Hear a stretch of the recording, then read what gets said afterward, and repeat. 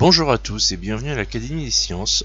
Aujourd'hui, on va parler description de la matière, c'est-à-dire qu'on va parler du modèle de l'atome, de la façon de classer les atomes dans un tableau, ce qu'on appelle la classification périodique des éléments, et enfin on va terminer par les ions monoatomiques qui font également partie de la matière.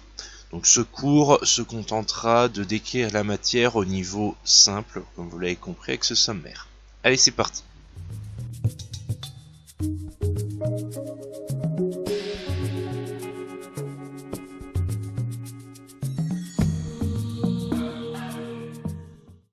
On va commencer par parler de l'atome qui est la brique de base de la matière. Et on va parler, pour commencer, du modèle de l'atome. C'est-à-dire la façon dont on va se le représenter pour pouvoir l'utiliser et commencer à mener des raisonnements dessus. Et donc pouvoir résoudre des exercices. Le modèle de l'atome, on va l'assimiler en fait à une sphère. Et c'est une sphère dont le diamètre va être très très petit, de l'ordre de 10-10 mètres. Et il faut savoir que cet atome, il va avoir un noyau extrêmement petit par rapport à la taille de l'atome en lui-même.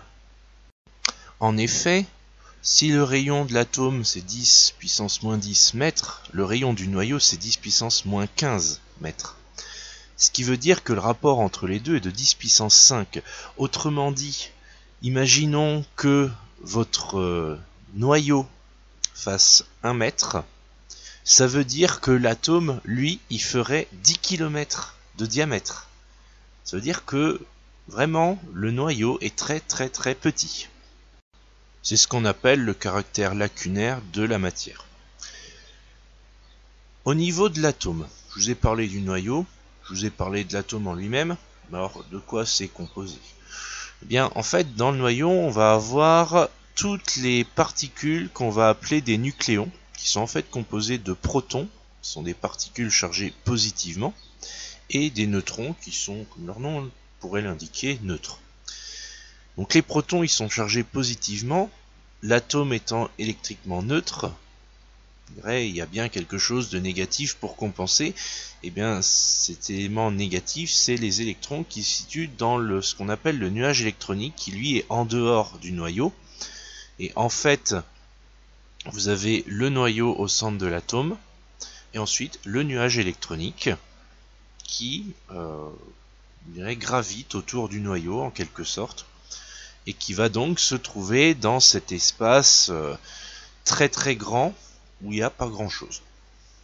Donc en résumé, un atome c'est une sphère avec au centre un noyau et autour beaucoup de vide et des électrons qui gravitent autour de ce noyau. La conséquence de cette constitution de l'atome, c'est que la plupart de la masse de l'atome va être concentrée dans le noyau. C'est-à-dire que on pourrait même assimiler le fait que toute la masse de l'atome est dans le noyau. On a encore des rapports très très grands entre la masse des protons et des neutrons et la masse des électrons. Ce qui veut dire que l'atome, si on le pèse, en fait on va quasiment obtenir que la masse du noyau, les électrons vont vraiment jouer à la marge. Et il y a encore un rapport très très grand entre les deux. Après tout ça c'est bien beau, mais on va pas s'amuser à faire des petits dessins à la main, représenter des sphères. Quand on est à l'écrit, on va plutôt prendre une représentation symbolique de l'atome, et c'est la notation qu'on appelle généralement la notation AXZ. Alors pourquoi? Bien tout simplement parce qu'on va marquer l'atome de par son nom, chaque atome a un petit nom, et on va indiquer deux chiffres qui sont les nombres représentés par A et Z. Le nombre A sera le nombre total de nucléons, donc la somme des protons et des neutrons. Et le nombre Z, lui, ne sera que le nombre de protons. Avec ces valeurs, on va pouvoir avoir tout le reste. C'est-à-dire que les neutrons, on peut les calculer en prenant le nombre de nucléons moins le nombre de protons. Et le nombre d'électrons, comme l'atome doit être électriquement neutre, et bien du coup c'est le même que le nombre de protons. Au niveau du nombre d'atomes, actuellement on en connaît 118, donc 92 stables. Et c'est ce qu'on verra dans le tableau périodique dans quelques diapos. Maintenant, petit schéma qui résume un petit peu tout ce que j'ai dit jusqu'à présent. Où on a donc le noyau de l'atome avec les protons, les neutrons et ce qu'on appelle le cortège électronique qui est autour avec le vide et les électrons qui gravitent autour du noyau. Il nous reste une dernière chose à voir concernant les atomes, c'est la notion d'isotope. Autant un atome qu'il ait son nom, il a un numéro atomique Z unique. Par contre, le nombre de nucléons peut être différent. Et quand on a deux atomes avec un nombre de nucléons différents, du coup si le nombre de protons est identique, ça va forcément se jouer au niveau des neutrons, et bien on va avoir ce qu'on appelle des isotopes. On parle d'isotopes dès lors que pour un atome il existe plusieurs configurations possibles pour le noyau avec différents nombres de nucléons possibles. Alors, il faut savoir que certains isotopes sont stables, d'autres ne sont pas stables, et que dans le tableau périodique des éléments, on vous indique toujours le nombre de nucléons qui vous donne l'atome le plus stable et le plus courant. Les deux sont liés. L'atome le plus stable est nécessairement le plus courant puisque c'est celui qui va persister dans la nature. Pour l'instant, j'ai beaucoup parlé du noyau. Là maintenant, on va parler des électrons. Et on va parler de leur répartition dans le nuage électronique. Parce que les électrons, ils sont plutôt ordonnés, ils se mettent pas en gros bazar autour du noyau, ils vont se mettre par couches qui vont suivre des règles. Alors, dans cette vidéo, on va s'intéresser aux trois premières couches. La couche K, la couche L et la couche M. C'est des noms qu'on a donnés. Alors tout simplement, la K c'est la première, la L la deuxième, la M la troisième. On commence par K et après on suit l'ordre alphabétique. Il y a des règles de remplissage. La première couche peut contenir 2 électrons, la deuxième couche peut en contenir 8, la troisième couche peut en contenir 18. Et les électrons, ils vont remplir les couches successivement. Donc les deux premiers vont être dans la couche K, les 8 suivants dans la L et les 18 suivants dans la M. La couche externe, c'est la dernière couche électronique, donc celle qu'on a remplie en dernier. Et c'est sur cette couche qu'on va pouvoir avoir des petites modifications au niveau structure électronique et on en reparlera dans quelques diapos. Alors précision par rapport à ces couches, il en existe d'autres après qui suivent des règles légèrement différentes et j'aurai l'occasion d'y revenir dans une future vidéo. Un exemple de cette répartition pour l'atome de magnésium. Donc atome de magnésium 24-12, 24 nucléons, 12 protons, donc du coup 12 neutrons et 12 électrons. Le calcul est indiqué sur l'image. Et du coup, on a 12 électrons, on en met 2 dans la première couche, 8 dans la deuxième couche, et les deux derniers dans la dernière couche. Dernière couche qui, dans cet exemple, est la couche M, et qui du coup sera la couche externe de cet atome de magnésium. On va maintenant parler de la façon de classer les différents éléments dans des tableaux, en l'occurrence dans un tableau qui est le tableau de la classification périodique des éléments. C'est un tableau très pratique parce qu'il permet de trouver tous les atomes et d'en avoir les principales caractéristiques. Alors c'est un tableau qui va classer les 118 éléments chimiques connus et il va les classer sous forme de 7 lignes et 18 colonnes. Et tous les atomes sont rangés par leur numéro atomique, donc le nombre Z croissant. Les colonnes ne sont pas anodines, puisqu'en fait, les éléments qui sont dans la même colonne auront des propriétés chimiques voisines. Et on a différentes familles d'éléments chimiques qui sont reconnus de cette façon.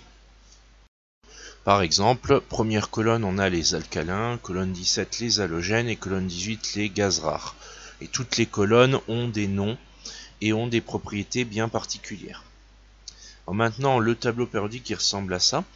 Ce tableau il vient du site tableaupériodique.fr qui est un site très complet sur les classifications périodiques justement, comme son nom l'indique, et dans lequel vous pourrez trouver toutes les caractéristiques des différents atomes existants actuellement. Donc très bon site, je vous le conseille.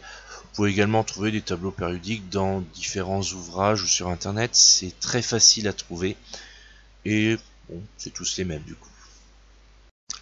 Je vous avais parlé des structures électroniques et du fait que c'est intéressant de connaître la dernière couche parce que c'est là-dessus, sur cette couche externe, où il pourrait y avoir différents phénomènes. C'est ce qu'on va voir avec la règle du duet et de l'octet. Alors, il faut savoir que les atomes, pour être stables, ils doivent respecter une règle qu'on a trouvée en observant simplement les phénomènes qui se passent dans la nature. Et cette règle veut en fait que la dernière couche soit remplie avec soit 2 électrons, soit 8 électrons. Alors, pour 2 électrons, c'est ce qu'on appelle la règle du duet, et ça concerne très peu d'atomes, uniquement ceux dont le numéro atomique est inférieur ou égal à 4. Donc eux, ils cherchent à avoir 2 électrons dans leur couche externe, donc soit en remplissant leur première couche, soit en vidant la deuxième couche. Ça permettra d'avoir donc 2 électrons, puisque la première couche en prend 2. L'autre règle qui, elle, fonctionne pour tous les autres atomes, c'est la règle de l'octet, où c'est exactement le même principe, mais on va essayer d'avoir 8 électrons dans la couche externe. Donc ce qui veut dire soit céder des électrons, soit en récupérer, suivant les cas. Donc ces règles du duet et de l'octet n'ont pas de difficulté majeure, il n'y a pas vraiment de piège là-dedans, en tout cas pas pour les 3 premières lignes de la classification périodique. C'est une règle qui s'applique assez facilement sur la grande majorité des atomes qu'on rencontre fréquemment. Maintenant, il y a quand même quelques petits points remarquables. C'est les gaz nobles, donc la colonne 18.